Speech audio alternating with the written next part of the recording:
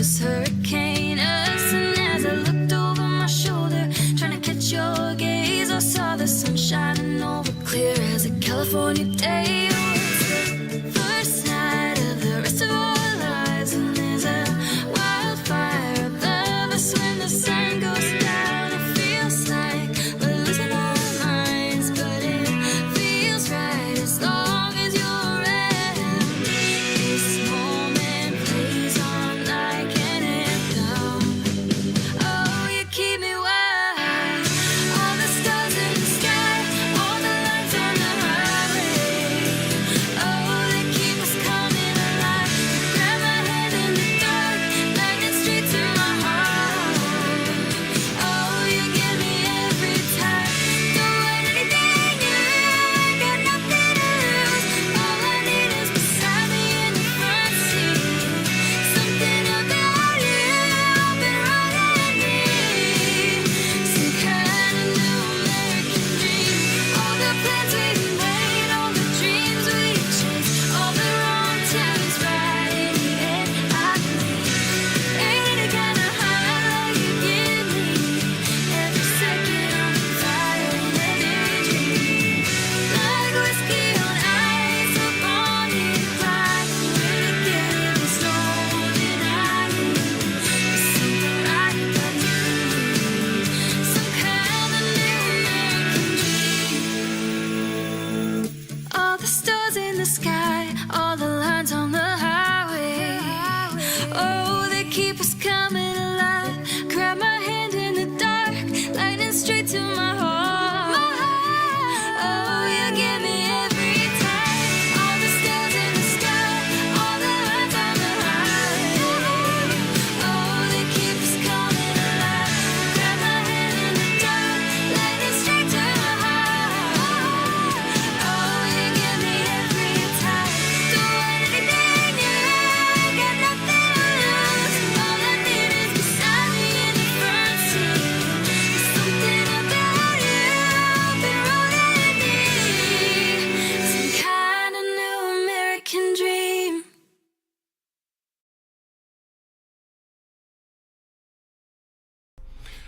Good morning, everyone. It is my second struggle stream. We are coming at you from the mean streets of Burnsville, Minnesota, and it is a beautiful day, all the way up to 60 degrees, and we've got a great show planned today.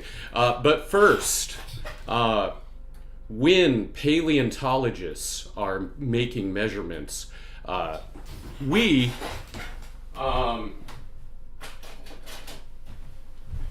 and by we, I don't mean people like, I don't mean paleontologists. You and I probably aren't that. But when paleontologists are measuring things, they use Tyrannosaurus rex feet. And the reason is because Jurassic times call for Jurassic measures. Shout out to PBS Eons for that. You can use that joke if you'd like. We've got a great show planned today. We are going to talk. Let me just get some of my notes here, so I don't miss anything. We are going to talk first about. We are going to talk about a computational modeling study of Saturn's smallest regular moon, Mimas. We're going to talk about important people who were born today, one who was born today, one who passed away today, May 10th. And there was a recent study that was published last week in which researchers created humanized mice. We'll talk about how they do that. And those humanized mice were infected with HIV, and they managed to cure those mice of HIV, and we'll talk about how they did that. As a reminder, I talk about a lot of things that I'm not an expert in. I'm not a healthcare provider. I don't give financial advice. If you do need expert help, then consult an expert. All this is just for information and fun.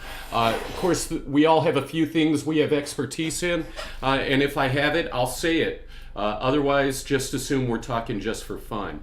But let's start with this drawing right here. That is the techno. It's the, I guess it's a techno roach. Techno. Shout out to all the Russian, Ukrainian, Belarusian speakers in this world. And the reason I'm bringing that up is because NASA, or I'm sorry, not NASA, the European Space Agency also built a techno. Let me just make sure that you can see this. That is the Huygens probe. And that Huygens probe was part of the Huygens-Cassini mission that launched in 1997. Cassini was a separate telescope, really, that had all kinds of other digital sensors on it. And they launched off together. The Huygens probe separated. You can see down here where you've got a spot where it was connected. And that flew off to Jupiter's, or I'm sorry, not Jupiter, Saturn's largest moon, Triton. And it was the original technojuk, the techno roach. And it survived for about 90 minutes on Triton. Let me see if, let me pull up a photo here of Saturn. Saturn and its moons. All right, so we've got the whole ring structure and everything of Saturn. And I apologize, you're going to have some delays from me as I figure out how to use this technology a little bit better. We're getting better and better every time. That's the best we can hope for, is just that we get a little bit better as time goes by. All right, so here we've got Saturn, and we have its rings, and here are the smaller moons, right? And these moons are kind of within the rings, and then when you go further out, and then when you go, so small moons, rings, and as we go further out, way out, we're going to find the larger moons, Titan, Hyperion, Hephaestus. Well, this big one is Titan. And Titan is very interesting, and it really is orange. Titan is interesting because it's in a temperature and pressure range where methane can be gas, liquid, or solid. So you have not only methane ice, chunks of ice, you've got methane oceans, and you have a whole methane atmosphere. And Huygens went up there to explore that. And it sent back some pretty incredible photos, and let me just see if I can grab a couple here. I had a couple up here that I could give to you, but let me just dig that back up.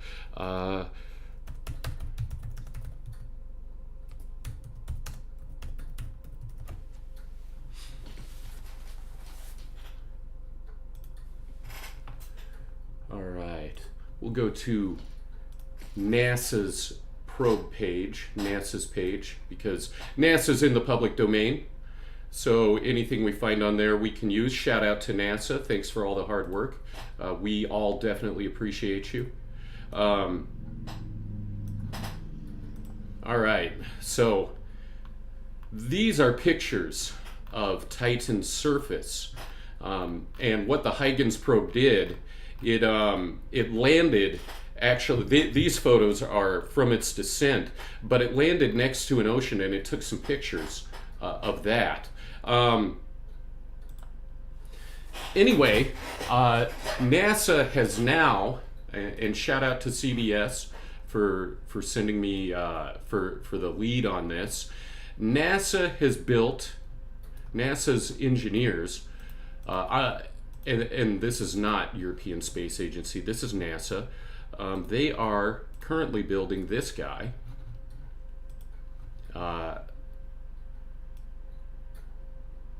This is a technosmia, a technological snake or an eel. And their purpose, from what I understand, they want this thing to actually be able to swim where water would come in one end and go out the other. And all along here, there's little sensors and everything to take readings. And then when it got got to where it was free, it would be able to send that data back. Now, CBS was speculating that this could be sent to Mimas, which is the moon we're going to talk about today. And the reason is because Mimas is very strongly believed, and I believe it has a hidden ocean, a stealth ocean under the ice. But I don't think that's really realistic to say it's going to go to Mimas. Mimas. I don't know how you pronounce it. So Mimas is right here. It's in between that thin G ring, the thicker A ring and B ring, and that E ring. So it's actually the smallest regular moon, and let's just dig into it. Oh, I'm sorry. Where are my manners? I've gone completely off the rails here. I actually owe you a video first. This video comes from Dr. Schwelt. This is from his Instagram page, but Dr. Schwelt runs the MedCram at MedCram here on YouTube, and he actually is a healthcare provider. So let's go ahead and hear him out. Listen to Schwelt here again. I'm on my lunch break, even though I am working in the intensive care unit, and that's what I try to do every day, is to get outside in the sun, because whatever it is that we're doing, we always seem to be inside. Now, notice that I'm not directly in the sun. You don't have to be to get the benefits of infrared radiation. Notice the trees around me, they're reflecting infrared light, and that is the type of light that you want to actually have when you're outside. So my advice to you is to get outside, even if it's in the shade. You can cover up if you want, but getting outside and getting that near infrared radiation, which can penetrate deeply through your clothes and into your body, is good for your mitochondria, as we've discussed before.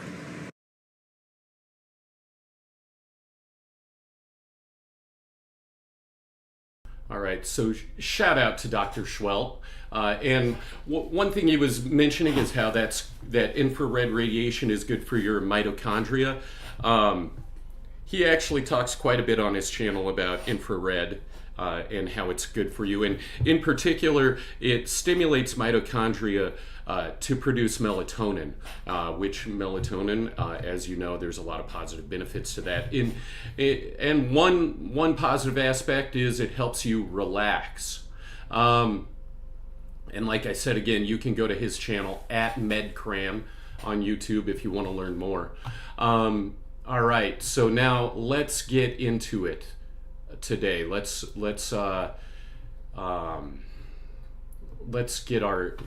me get a copy of the show notes here up on the screen, and we will start working through this. Just one moment while I pull that up.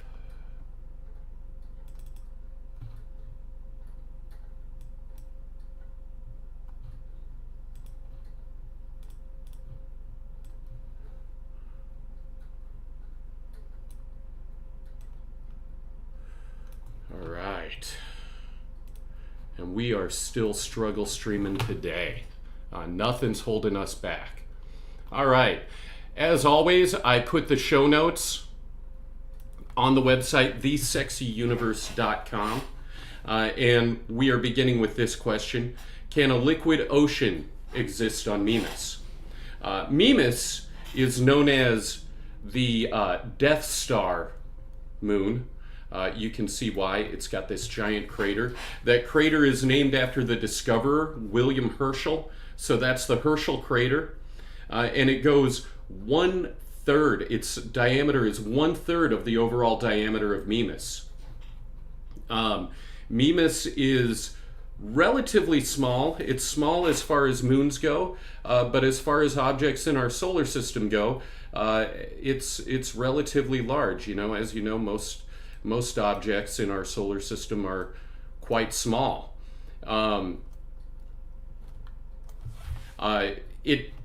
I showed previously to you that there is that gap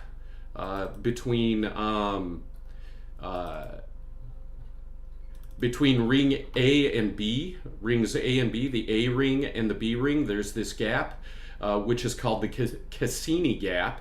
And it was believed for a long time that it was basically the orbit of resonance from the orbit of Mimas was creating that gap. But it's really not believed anymore. At least the authors of this study kind of showed that it's not possible. It was mapped by the Cassini probe. Like I said, that probe launched in '97. It arrived at Saturn in 2007. And it operated for 10 years, all the way to 2017. Went out in a bang where they crashed it into Saturn itself. And I just want to show you this a picture of this 40-foot telescope of William Herschel's. That was it. It actually couldn't be turned. It could move up and down slowly, but it relied on the rotation of the Earth to adjust its angle. And it took William Herschel months and months to observe Mimas, basically because he couldn't direct his telescope. Let me go back here. So Mimas is named for the Greek giant who was conceived from the blood of Uranus. The story is that, so Uranus was the Greek sky. He was, to say he was a sky god is kind of a misnomer. It was more of a force of nature. So Uranus was the sky and Gaia was the earth, and they conceived the Titans, the best known as Cronus, time. And anyway, there was kind of some fallout between Uranus and Gaia, and Gaia gave Cronus a sickle, and Cronus used the sickle to castrate Uranus. And some of his blood descended to the earth, to Gaia, and became giants. And Mimas was one of those giants. This moon has an egg shape to it. Let me just size this up here. You can find this on NASA's website, and I've got a link to it in the show notes, obviously. But you can see it's kind of egg-shaped, and the reason is because Saturn's constantly pulling on it. And on top of that, it's tidally locked, which means, like Earth's moon, it's always showing the same side to Saturn. And because of that tidal lockage, it gets elongated on one end. Now, it's not the end that has Herschel, the crater. It's kind of a little off center from it. So if we could see it in our sky, we would see that we would always just see the same side, just like we do with our moon. Got another resource here I can show you. This is by the numbers. So we've got Earth's moon, and you can compare all kinds of different objects within our solar system on this. But let's go to Mimas here. So Mimas is just incredibly small compared to our moon. It says 8.8 times larger. That's actually just the diameter. Because the volume is going to be the cube of the diameter, Earth's moon is about 600 times the volume of Mimas. And Earth's moon is made out of the Earth's moon. The composition of Earth's moon is similar to the floor of the Earth's ocean. So it's basalt. It's pretty heavy as far as rock goes. So the density of Earth's moon is about 3.5 grams per cubic centimeter, I believe.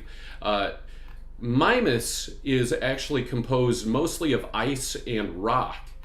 Mostly of ice. So the density of Mimas is a third of what our moon is. So you're picturing, we're actually looking something that might be 1/1500th or 1/2000th of the mass of our moon.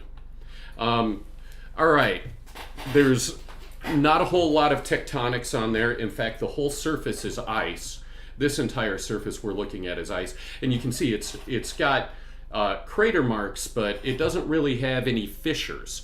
So if you had, if there was heat and energy, a lot of it coming from the inside, if you had molten stuff within there, it would move. All that molten rock would be moving against each other, and it would create cracks and fissures within the ice on the surface. We don't see any of that. So we know that it must be solid almost throughout, or at least it doesn't have any liquid rock in it. No great source of heat. So another thing that's noted, Mimas's librations led to speculation that there's either an ocean or a small stable core, or there's an unstable core only with an ice shell. Let me explain what this means. First of all, librations, like, who uses that word? Like, nobody uses that word. So we're going to skip now to this research paper that I wanted to delve into. And of course, it's linked in the show notes. But this image here, let me zoom in on this.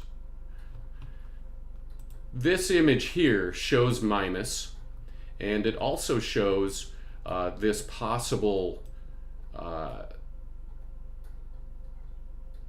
image of the interior. So you can either have this small rocky core, and then you've got a liquid ocean, and then you've got an ice crust, or you have this kind of oblong kind of core. And they say it's the librations that cause that. Let me explain real quick what a libration is.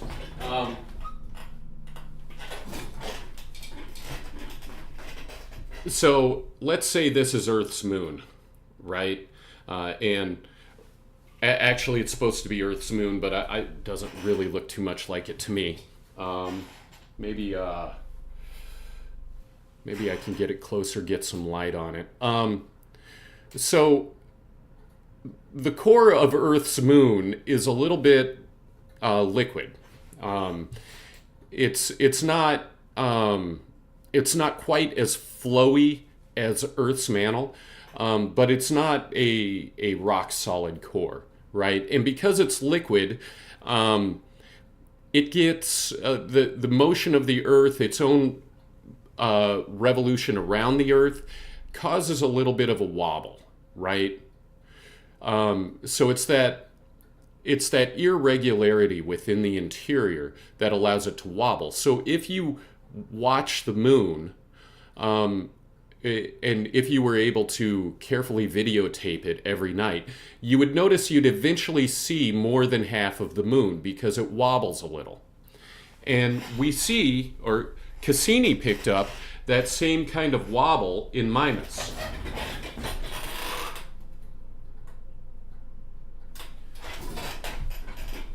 So since there's a little bit of a wobble within Mimas, then we know there's either an oblong kind of rocky core, or there's got to be some liquid. There's got to be an ocean. So in this paper, what they said was, okay, we can't really tell just from looking at only the surface whether or not there's an ocean. So we know that this big crater was created by an impact. And a very large impact that probably nearly destroyed that moon. So can we use this to determine whether or not there's an ocean? Now, this is just a mathematical and physical model. And these kind of studies really can't prove anything. But what they can do is exclude other possibilities or help to see what is actually more likely out there. So what they did, they assumed that the object that impacted had to have come from somewhere around Saturn. They estimated that it was going at about 15 meters per second. And they basically said if it was coming from outside of Saturn's orbit, then it would have been flying at 27 kilometers per second. I apologize. Usually I convert this over to miles, but we can say 15 kilometers per second is probably about 11 miles per second. 27 is probably about 19 miles per second, maybe a little more than that. And so we have this 87-mile impact basin that was created by this impact. And the object itself was estimated to be almost 5 kilometers, so about 2.9, almost 3 miles across. And we have this impact crater, and going back to it, this impact crater, you can see there's a dimple in the middle, right? That dimple sticks up. And because that dimple sticks up like that, and it sticks up pretty high, what they basically said was, okay, that impact could not have caused an ocean to surface into that crater. And so with their model, with what they came up with, they came up with this image. They used this image. This image describes their results. But basically, they said, okay, if you had an ice shell with an ocean on the inside of it, then when that object hit, it would have broken all the way through the ice and the ocean would have come up.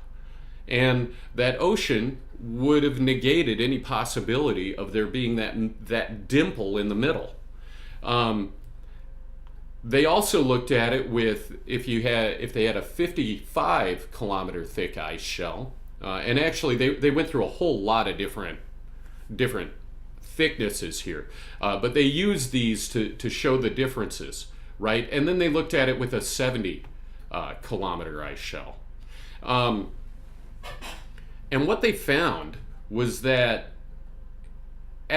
with these super thick ice shells, they again didn't get that dimple, not at the height. You can see the height on this one is almost the same in the middle as it is on the edge, while over here, that dimple is significantly smaller. Well, that dimple in the crater on Mimas, it goes about to the height, the same height as the ridge along the edge. So what they're saying is there had to have been an ocean at the time of that impact. And if there was an ocean then, and nobody really knows exactly how old Herschel is. Everybody says it's got to be less than 1 billion years old, but I mean 1 billion years is a long time. You're talking about an entire evolution of all the life on Earth, from single-celled to multicellular, to plants, animals, mammals, and us. That all happened in half of 1 billion years. So a lot can happen in 1 billion years, and we just don't have enough data to really know how old that crater is. But what they further found is that the ocean now below that ice shell would actually be bigger. The ice shell would be thinner now because of how much Mimas librates, how much it kind of vibrates in its orbit. The ice shell really can't be thicker than about 30 kilometers. But it had to have been in the past 55 kilometers thick.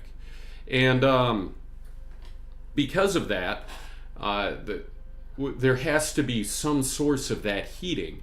There has to be some source of heat that's further melting that ice.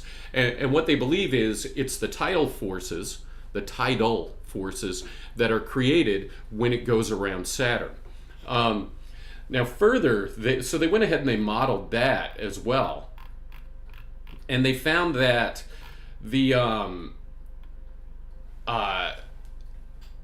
that Mimas could not have created that gap, that Cassini gap that I was pointing out earlier. Let me let me pull that picture back up so we don't all forget it.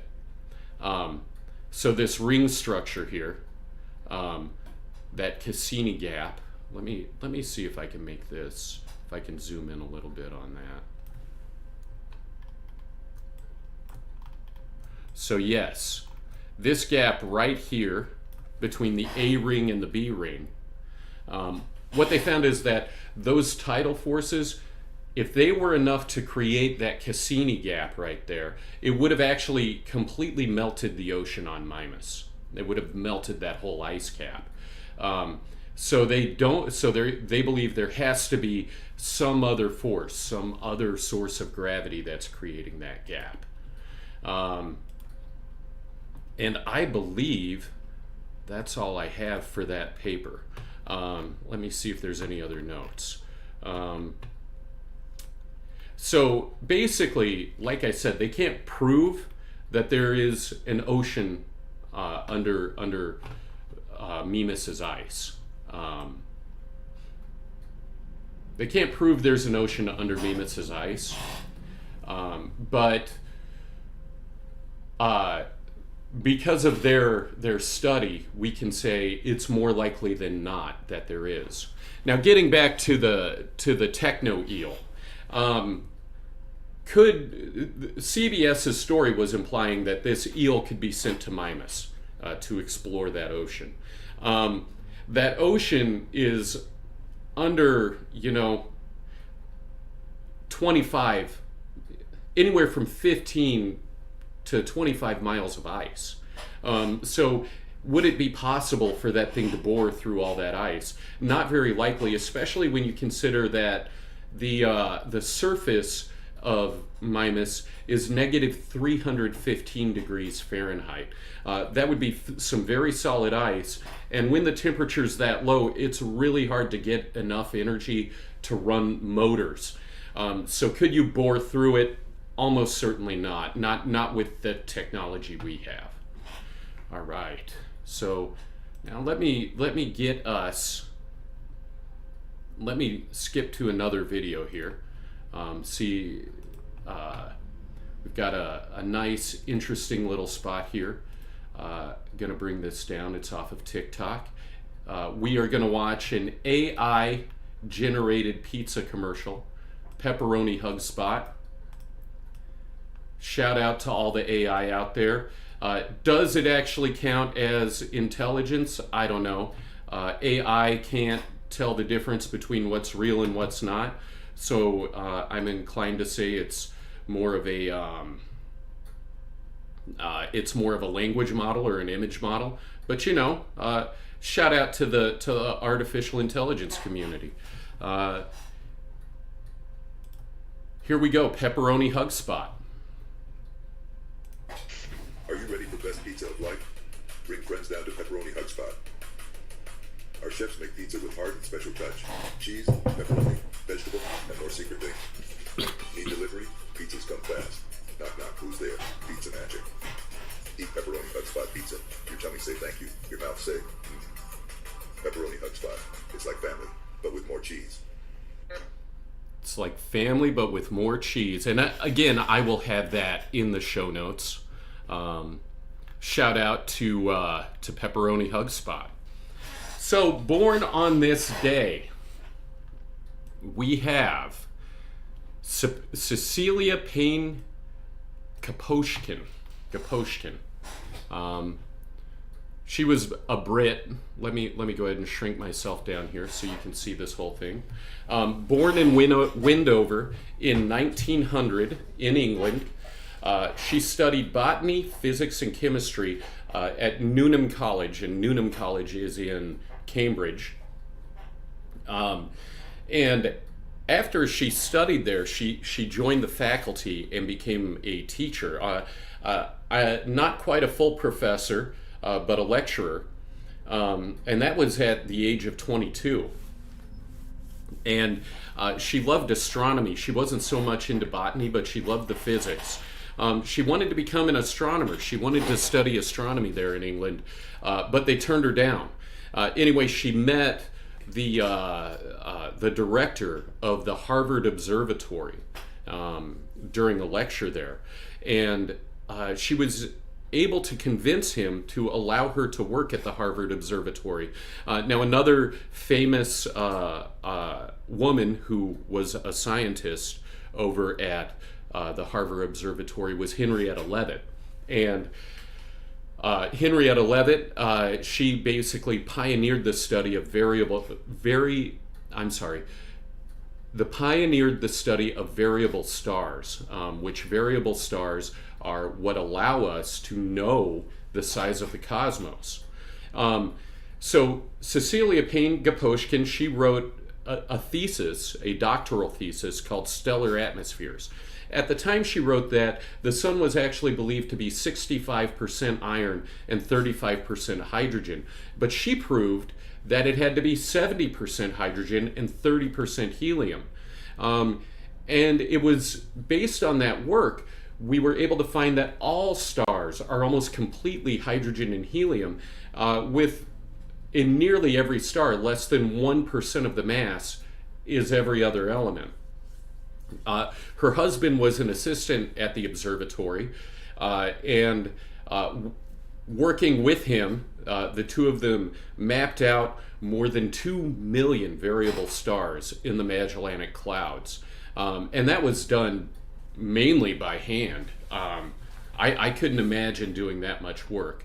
She passed away in 1979, but one of the most important astronomers and physicists of our time. Now, this guy, Frederick Moore, he died this day in 1907. He was born on May 13th, 1830 in London. And when he was 18, he became a curator. He became an assistant and later became a curator at the East India Company Museum, which I'm not a fan of colonialism. But we got to take what discoveries come from where they come from, and we have to, like everything else in life, we got to take the good with the bad. He actually was not a scientist by training. He was a writer, illustrator, and artist, and it was with his artistry that he came to put together this catalog of Indian butterflies from the Indian subcontinent, Lepidoptera indica. He worked on this. He worked on this for almost 50 years. It was his magnum opus, his opus dei, his great work, and this is the kind of these are the kind of drawings he was creating, and a lot of this is basically done with ink and watercolor. This is not photography. He didn't have obviously didn't have digital assistants. Obviously there were other human beings who were helping, but one of the greatest works of entomology ever created. And I'm just endlessly impressed. If you go and look at this, hundreds and hundreds of pages, all filled with illustrations like this. To scale, includes the caterpillars, the butterflies themselves. Anyway, if you have time, it's definitely worth just perusing through, just because it's so interesting and beautiful. Other work he did, cataloging birds of India and butterflies in Sri Lanka. All right. So let me take a drink here.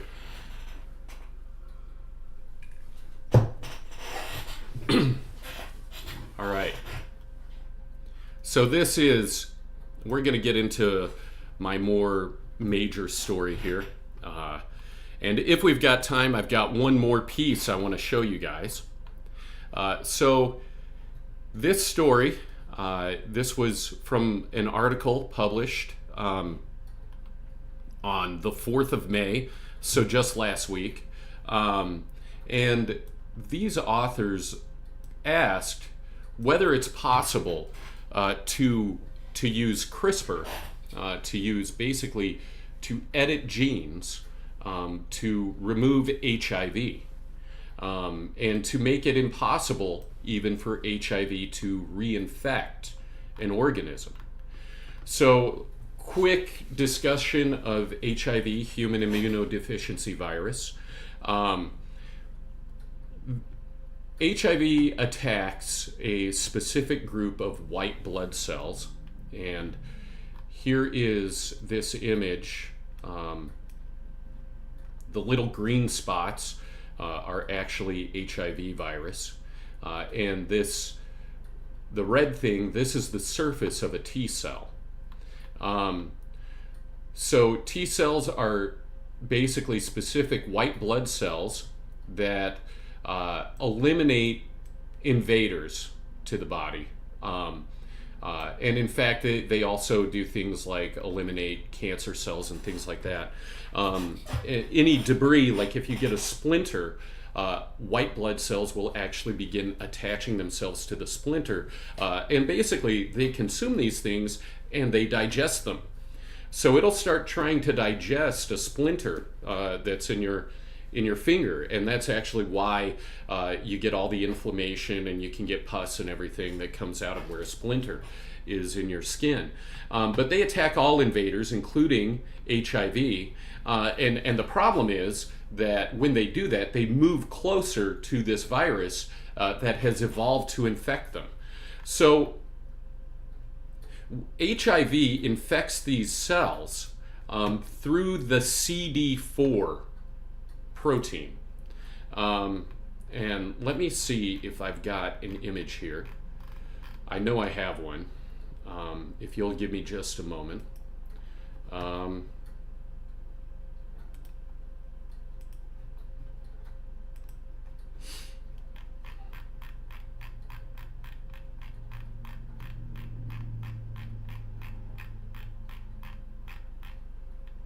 I apologize. I thought I had this loaded up.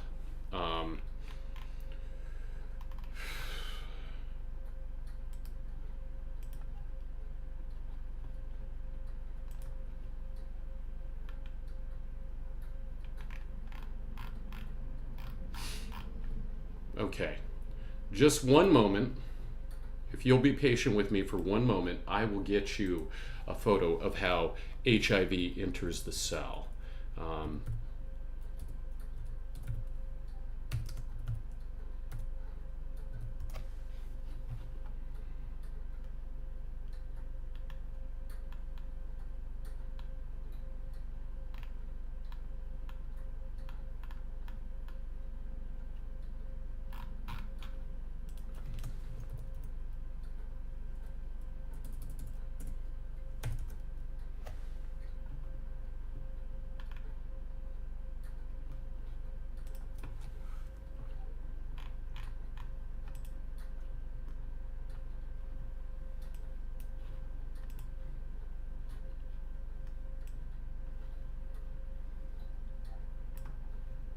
Okay, this image is from Wikipedia.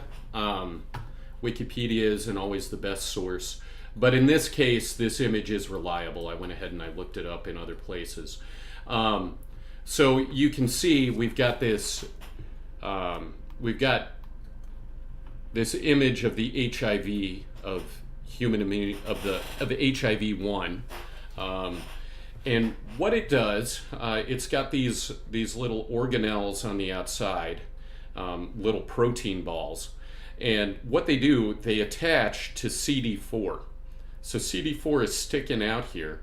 It attaches onto CD4, and that CD4 surface protein falls over, and it lands on CCR5. Now that's called a co-receptor. Right? CCR5 is the co-receptor for HIV-1.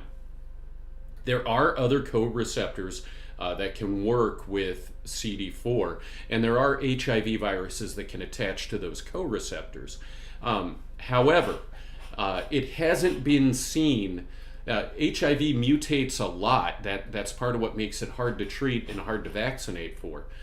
But the mutations that we've seen have not included use of another co-receptor. So an HIV virus that uses CCR5 has not mutated to use CXCR4 or any other receptor that we know of. It hasn't yet been observed.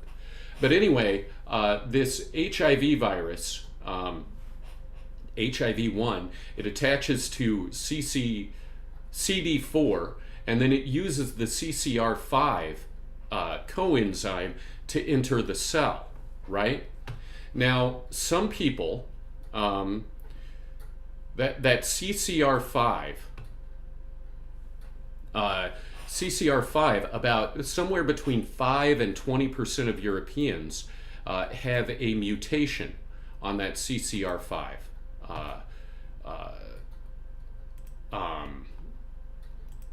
On that CCR5 co-receptor. And that co-receptor, it's actually not so much a it's not so much a mutation as it is a deletion, right? So it's my understanding, and and if someone's an expert, please correct me. This is it's a part of this part of CCR5. One of these coils here that is missing in someone who has that delta 32 mutation, that delta 32 deletion. And if you've got that, if someone has that delta 32 deletion, then HIV1 cannot enter their T cells. Now, 3 patients have actually been cured of HIV infection.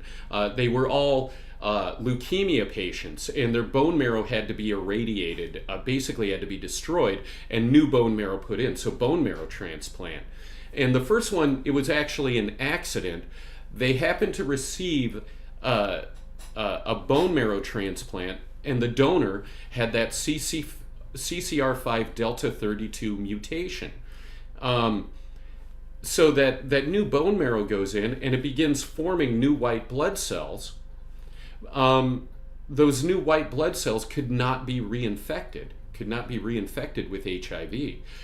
Now, this person also had antiretroviral therapy, so their viral loads were very low, basically down almost to 0 to immeasurable. So it's assumed, and it's probably a pretty good assumption, that that treatment has to include that antiretroviral therapy. Okay, so now let's talk about CRISPR.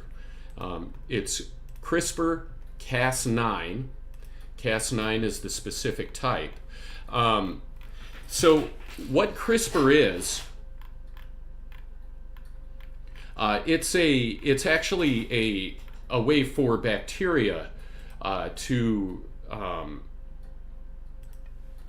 bacteria use CRISPR to protect themselves from viral infections. So a virus can enter a bacteria and hijack the bacteria and use it to create new copies of itself, right? Just like it can do with our cells. What bacteria do, since bacteria don't have immune cells, obviously they're just a single cell, what many bacteria carry is this large protein. And what this protein can do, it can take a segment of RNA, of ribonucleic acid, and can keep a copy of that and use a piece of it to cut any DNA that RNA matches up to. That sounds pretty complicated.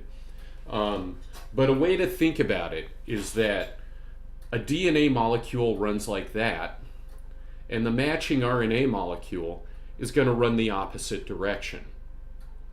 And DNA is used to create RNA, and then RNA, which I'm going to now show with this stick, is used as the template for creating a protein. And the way that works is you basically have what's called a ribosome. And let me create a ribosome here. So a ribosome is like a ball. We'll make it out of Play-Doh, right? A ribosome is like a ball, and it actually has two halves. So you basically have a ball that's been cut in half to create a ribosome, right? So you got the two separate halves on the ball, and what you have on the front end of this RNA, let me just size myself up a little bit bigger here.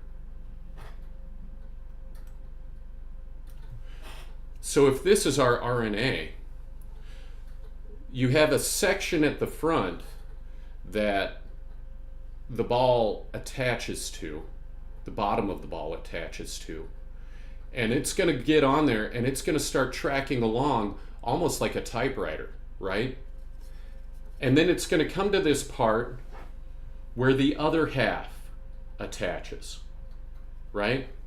So now you have these two halves. And coming out of those two halves, once you have those two halves together, then it can start making proteins. And the protein would actually be like a ribbon, but I'll just use this popsicle stick. And as amino acids attach on into here, this thing kind of stamps, these two pieces kind of stamp together. And every time they stamp together, that protein, every time they stamp together, that protein gets a little bit longer, right? And as it moves, as it stamps, it's moving along this stick, right? So it's like it moves along the stick and then it stamps, and it moves along the stick and then it stamps. And so you get these longer and longer proteins, right? And that's basically how all the proteins in our cells in our body are created. So what CRISPR does, and the way it protects a cell, is it captures a piece of that viral RNA, and it creates, it keeps a piece of it, and then whenever as it finds DNA floating around within itself, floating around within the bacteria cell, whenever it finds DNA floating along, if that DNA, it basically runs that DNA through itself, like a tube, through this inner tube here. And if that DNA matches the RNA, it cuts it. It's just like a pair of scissors. And it just snips it right in half. And that renders that DNA useless. And eventually, if you have this useless DNA, the lysosomes, basically the digestive bags within the cell will eventually digest that DNA. So CRISPR has been used, and there was one story you may have heard of where it was used to alter the DNA in human embryos, which created this major ethical lapse. And so there's a lot of questions about how can we use CRISPR ethically to improve human life. How ethical is it to alter the DNA of animals, since we have a way to clip it and change it? Anyway, in this case, what the researchers wanted to do, they set out to test. They set out to test whether CCR5 could be altered and if HIV RNA could be used. Basically two things. They want to alter the human DNA that produces CCR5 to see if they could create that Delta 32 mutation that would make someone basically impervious to HIV-1 infection. And then they wanted to see, since HIV is a retrovirus that basically splices its genetic code into yours, and that genetic code sits there kind of stealthily in with your chromosomes. Those genes sit in stealthily within your chromosomes. And what they wanted to see was, could they cut that HIV and use it to could they cut that HIV and make it so these T cells no longer produce new HIV viruses, new viruses. Okay, here's that picture I was looking for before. So you can see the CCR5 binding site. You can see where HIV-1 comes along, how it attaches on. And this paper, basically, they proposed doing this. And then in this paper, the one released last week, they actually did it. Okay, so what they did, first, they created humanized mice in their lab. Just one moment, let me get a drink. So they created these humanized mice. What they did, they raised baby mice, and I mean, you can't help but feel for the fate of these mice. They took these baby mice, they raised them to be, I believe, 11 weeks old, and they took these mice and they irradiated their bone marrow with X-rays, killed off the bone marrow they had, and then they used human bone marrow cells that were actually acquired from cord blood, from umbilical cord blood. So basically, the blood that's left over in the umbilical cord after a baby is born, and they put those marrow cells in there and they allowed them to grow, and then they tested to see, is this bone marrow now producing human-like blood and human-like white blood cells? And after that was confirmed, they then infected these mice with HIV. And because these are mice, they have much faster metabolisms. Everything happens faster, which is why mice are used in the lab so much. And they tested their blood and confirmed that they were HIV positive.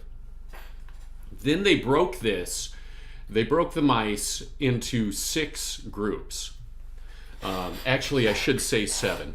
The 7th group was a control group that was not infected, but they took these groups of infected mice. They took the infected mice, broke it into 6 groups for treatment. One was given no treatment. One was giving antiretroviral treatment, and they were given a pretty heavy assay of antiretroviral treatment, 4 separate drugs, and basically all these treatment groups were given this antiretroviral therapy, very heavy antiretroviral therapy that basically brought their counts down almost to 0, down to where they were either undetectable or just barely detectable. Then they had one group where they only used CRISPR to create the delta 32 mutation in CCR5. They had another group where they used CRISPR just to remove HIV genes, or I'm sorry, to alter the HIV genome within their DNA. And then they had another group where they used CRISPR both on CCR5 and on HIV. Okay, so the result was that some of the mice were completely cured of HIV. And I should say, let me go very quickly back. This dual group that was treated with CRISPR of both, they went ahead and they had 2 groups that they did that with. They did it once, and then they repeated that. And then they stopped treatment, and all treatment, the antiretroviral treatment and everything else, and they just allowed the mice to recover, to see what the disease went back to. All right. The result was that some of these mice were actually, as far as the researchers could tell, they were completely cured. And let me just switch back over to their study here. And if you want to read this study, they outline how they tested tissues, how they really go deep in depth in their explanation of all this. But here were the results from these treatment groups after they went back, after they were allowed to go back to what they were, or after treatment was stopped. So the first group just had antiretroviral therapy, and 100% of them rebounded, their viral loads rebounded and actually went higher than they were before. With the group that was given antiretroviral therapy, and there was the alteration of the CCR5 genome to create that Delta 32 mutation, 17% of them their viral load never went above zero. It remained undetectable. And in 67%, even though there was some rebound, they were actually better off than they were before. Now, 17% were actually worse off. So they became like this antiretroviral therapy group only. Where CRISPR was used just to cut HIV, just to alter the HIV genome. Now, going back real quick, I'll just size myself up here again. I mentioned that you basically have those parts. You have those parts on the genome where the ribosome attaches. And what they specifically cut was that beginning piece. So it's not that HIV was completely clipped out of these mice's it wasn't completely clipped out of the cell's genome. Just the part where that ribosome would attach to produce HIV proteins. So they cut that little piece out. And even though the rest was technically there, it wasn't readable. It's not useful. The ribosome can't attach on and create any protein, so the cell then will not produce HIV. And where they did this, there was some rebound in 71% of them. 29% were completely cured. And then this group where they did both, you did have a higher cure rate. In the first group, half of them were completely cured, and in the second group, 2/3 were completely cured. So they got better results. They learned from experience, we could say. Now this was done in mice. This is just an initial study, right? And the chances this is going to become a human therapy in the short term is very low. But I just wanted to talk for a second. This is just incredibly promising for obvious reasons. But to me, the most promising was this group where they clipped the HIV genome. You can see 29% of them were completely cured. Now this you could do not only on HIV-1, you could do it on the other strains of HIV. So it's thinkable that you could have a cure rate of 29%. The other thing is you're not altering the human genome. Creating that Delta 32 mutation involves altering the genome within these white blood cells to alter a human gene. Altering human genes is never it's never cost-free. It can always have consequences down the line. But if we're just cutting the RNA, if we're just cutting the genome for HIV, that's an invasive virus, and you're not really altering that person's genome. You're clipping something that shouldn't be there anyway. So it seems to me that this not only has the potential to address HIV-1 infection, but HIV-2 and the other strains without the consequences of altering human DNA. And again, I've got that linked in my notes here. Let me get to the next part. So that's all I'm going to talk about with that study. Okay, let's get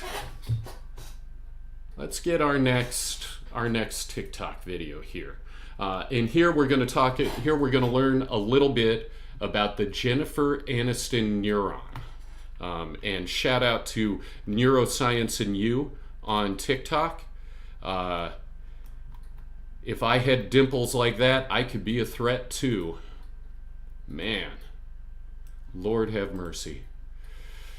All right.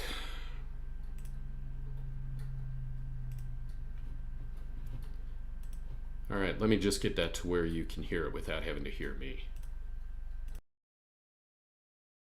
Has an infinite capacity to make memories. Why is it so hard for us to memorize information? If you're new to my channel, hi, I'm Rachel and I am a neuroscientist. It's true that the storage capacity of the brain is virtually unlimited, but what matters is really how we store that information.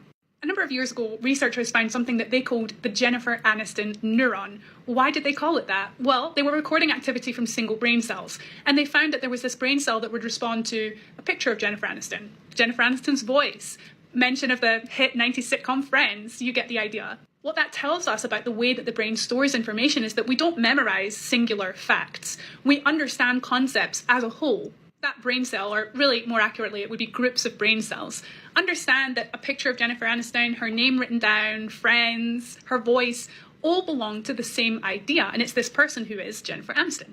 The human brain is built to understand, not to memorize. So while the capacity of the human brain is virtually unlimited, we exchange that computational space or that computational energy to really understand the things that we're remembering. The counterexample to this might be autistic savants who can do amazing feats of memorization with their brains, but sometimes lack the ability to contextualize that information. I am autistic, so I hate to use this example, but we see this in the movie Rain Man, where Dustin Hoffman's character has incredible mental arithmetic skills, but he's unable to differentiate the price of a teddy bear from a Ferrari.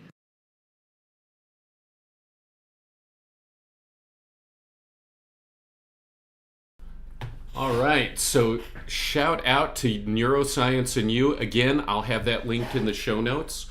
And we've got enough time here, so there's one last thing I wanted to talk about today.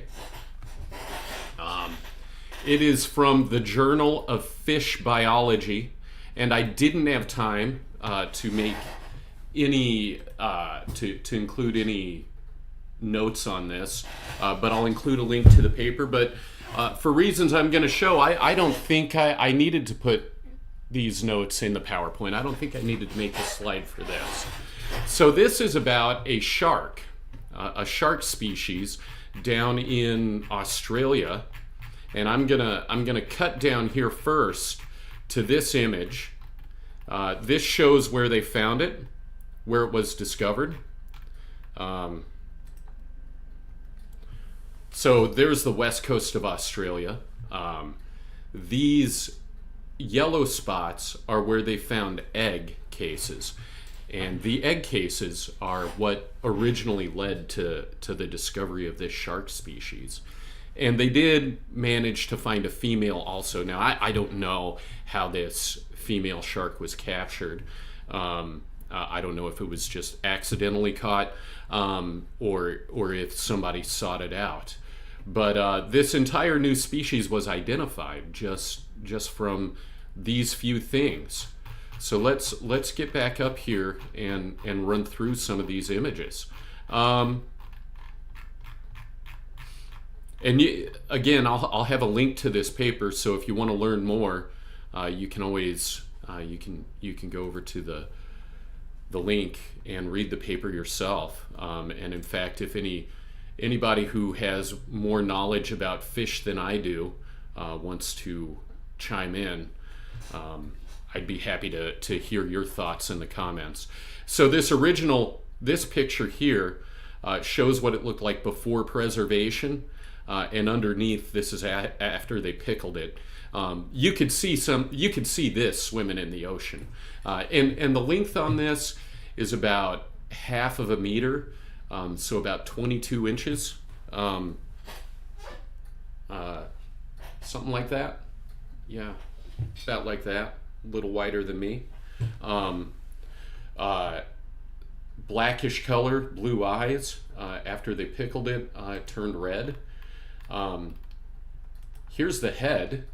People were calling this the demon cat.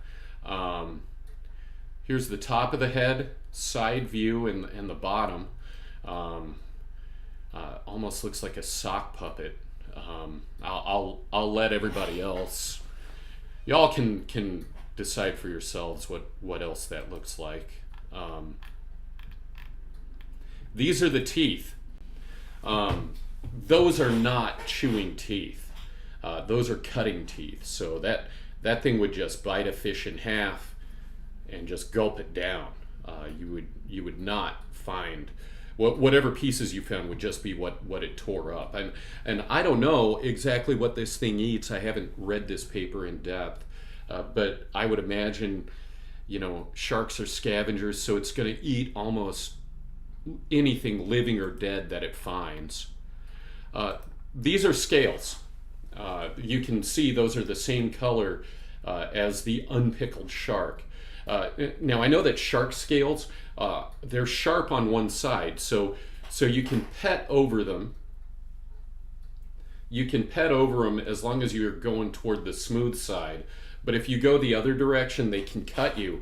And it's my understanding shark scales also have taste buds.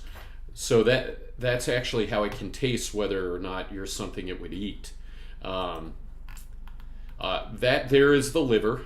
I don't feel a need to zoom in on that. And this is actually the intestines. So it looks like a pretty simple intestinal shape. I mean, there's only a couple turns on there. Okay, so I mentioned they identified this. They first discovered this by the egg case. These are the egg cases. And the way those work, they actually attach on to coral. And you can see the little, I don't know if I can zoom in on that very much, but you can see the little tubules and the little spirals that grip onto the coral. It's my understanding sharks don't have separate holes for laying and pooping, so it basically poops out that egg case. I don't know when fertilization occurs, if it just drops it there and a male comes along, or if they actually habitate in the water. And no, I don't know how any of that works. Not with sharks and fish anyway. And there's the little grippers it uses to hold on to the coral. Those are the grippers on the egg case. And finally, those are the embryonic sharks that were discovered in those eggs. Only an inch or two across, all the way from head to tail. In fact, let me see if in their caption they mention. Okay, so the scale bar here is 10 millimeters, so 2.5 of those is an inch. So yeah, we're looking at about 2.5 inches in length for these embryos. And that is all I have for today. Thanks everybody for joining in.